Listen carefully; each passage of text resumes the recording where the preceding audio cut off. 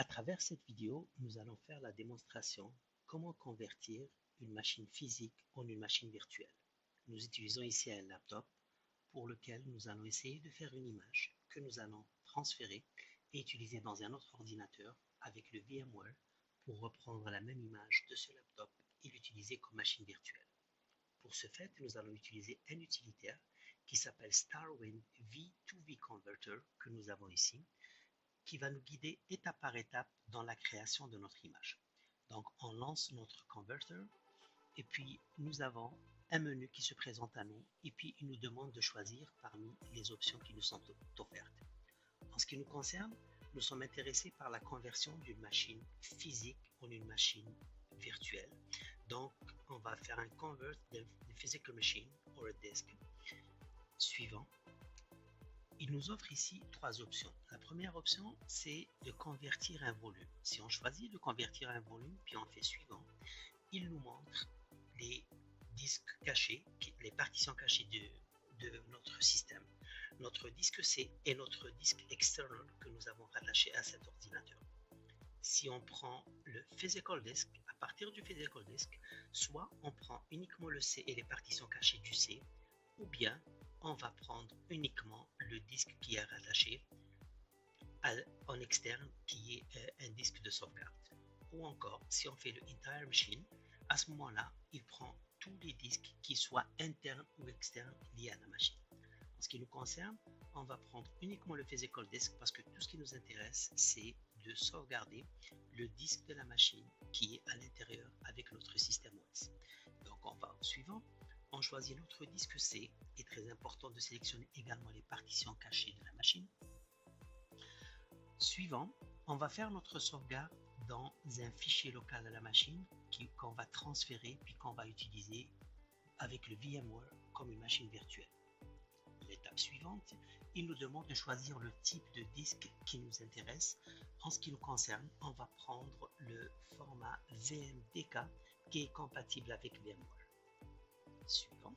Dans cette partie, on va sélectionner la première option qui va créer un disque et qui va allouer un espace croissant au besoin. Donc, elle va prendre un minimum, l'image va prendre un minimum d'espace et qui pourra éventuellement croître si besoin est. Si on avait pris une autre option, comme par exemple le Workstation Pre-Allocated, ça va donner un espace disque qui sera fixe, mais qui ne sera pas compatible avec ESI. Nous avons ici un warning ou encore d'autres formes d'images. Donc, on va nous limiter à la version qui est compatible avec VMware et puis qui va être une version évolutive. Ensuite, on va choisir l'emplacement où est-ce qu'on va mettre notre disque. Le but, donc, on va mettre notre disque sur le disque externe en raison de l'espace qui est alloué. Donc, on va prendre ce folder-là et on va appeler notre image laptop P2V pour Physical to Virtual. On fait enregistrer et on commence la conversion. La conversion va prendre beaucoup de temps. On va laisser procéder et puis une fois la conversion complétée, on va prendre notre fichier, le transférer dans la nouvelle machine et on va essayer de le rattacher à notre VMware pour l'utiliser comme machine virtuelle. Maintenant que notre image est créée et transférée dans le disque externe que nous avions rattaché au laptop précédemment, nous l'avons transféré et nous l'avons copié localement dans notre ordinateur pour accélérer le processus de la création de la virtual machine parce que la lecture d'un disque interne est beaucoup plus rapide que celle d'un disque externe, surtout que dans notre cas, notre disque interne est un disque SSD. Donc voici l'image qui a été créée à partir de l'application précédemment du laptop et qui représente l'image du disque de Windows 11 dans le laptop que nous avons utilisé précédemment.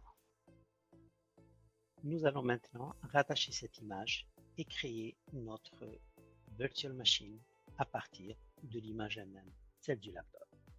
Donc pour cela, on va aller dans le VMware, Fichier, New Virtual Machine, et puis nous allons choisir la deuxième option, Custom Advanced, suivant. Là, nous allons choisir la troisième option qui va demander d'installer une virtual machine sans le système d'exploitation à partir du moment que nous, notre système, notre image, pardon, elle inclut déjà un système d'exploitation. Suivant, c'est une Microsoft Windows 11. Donc le nom de notre virtual machine, on va l'appeler Windows 11 laptop CR380 et nous allons choisir un emplacement où est-ce qu'on va la créer pour pouvoir l'exécuter à partir de cet endroit-là. Donc nous allons toujours utiliser notre fichier, notre disque F.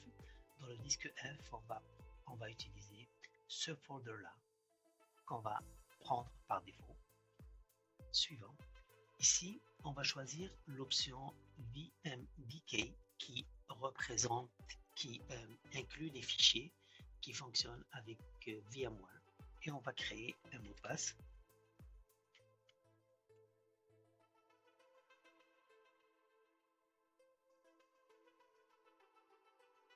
Le firmware, on va le garder par défaut tel que proposé. Basically, on va garder les options qui sont données par défaut, on va les accepter telles quelles. Juste pour la RAM, qu'on va augmenter un petit peu jusqu'à environ 6 MB de RAM. Donc, le Use the Network Address Translate NAT, on va prendre l'option recommandée ici. Pareil, l'option recommandée. Et puis ici, on va utiliser une image disque qui existe déjà. Donc, on va sélectionner cette option et on va pointer cette image disque qui nous intéresse, que voici, que nous avons pris à partir de notre laptop et puis que nous avons copié dans notre machine. Donc, une fois le processus terminé, on va voir que notre machine virtuelle, elle a été rajoutée à notre VMware et elle apparaîtra ici parmi les machines virtuelles qui sont déjà présentes. On va la sélectionner et puis tester son fonctionnement. On la met en marche.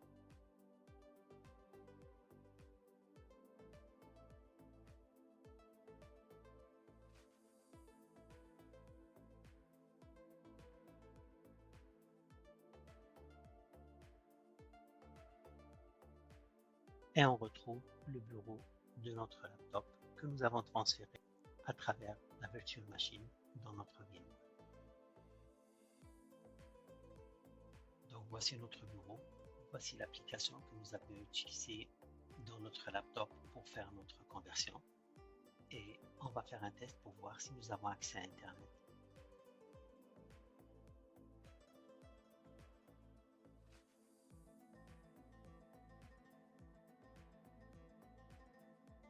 Tout semble être bien fonctionnant. Voilà, ceci termine notre démonstration de la conversion d'une machine physique en une machine virtuelle et son intégration